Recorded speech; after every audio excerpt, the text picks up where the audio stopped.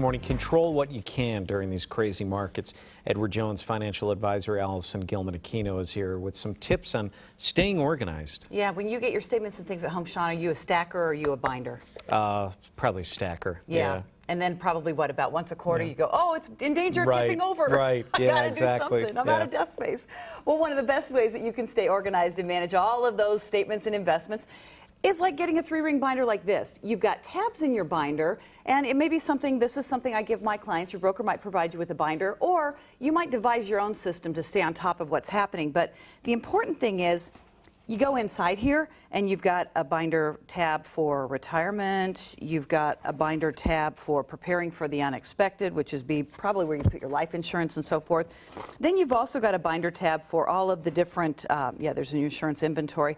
You've got a binder tab for all of the estate planning and inheritance planning that you're going to be doing. Now, another good approach, if you're not really into the whole binder setup, is to consider e-delivery, because that way then a lot of that paperwork that can clog up your mailbox from time to time is going to come to you via email. That way then you get to it, you look at it when you want to, and of course then if you don't want to look at it, you just hit delete and life goes on. Pretty easy. What about making a master list?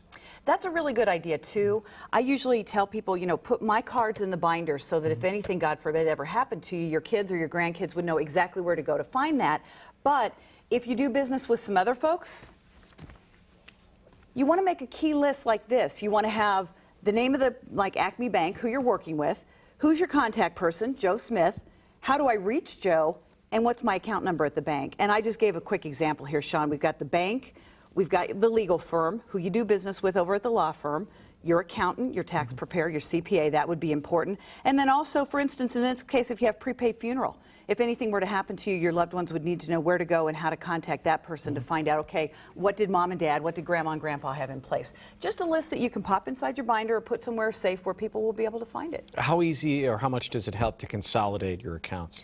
I think it's hugely helpful. I mean, everybody kind of likes to think, okay, I'm going to stay on top of this, I'm going to manage this, but life gets busy and people don't really want to make investing their part-time job, most people.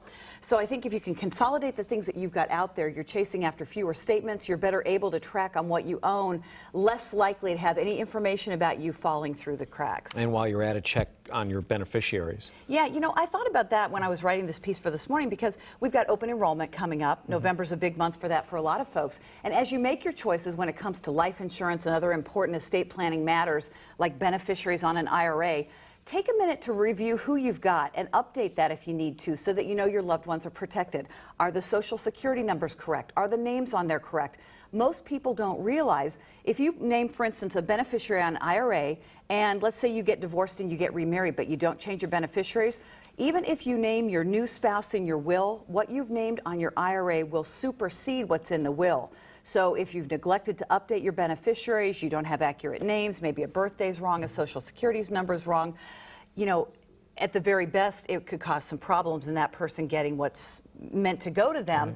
In a worst case scenario, you might accidentally disinherit someone that you never had planned on leaving out if something ever happened to you. Wow. All right, Allison, thanks. And don't forget, you can always email your questions here at the station. We'll pass those along. Rob? All right, thank you very much. It is just about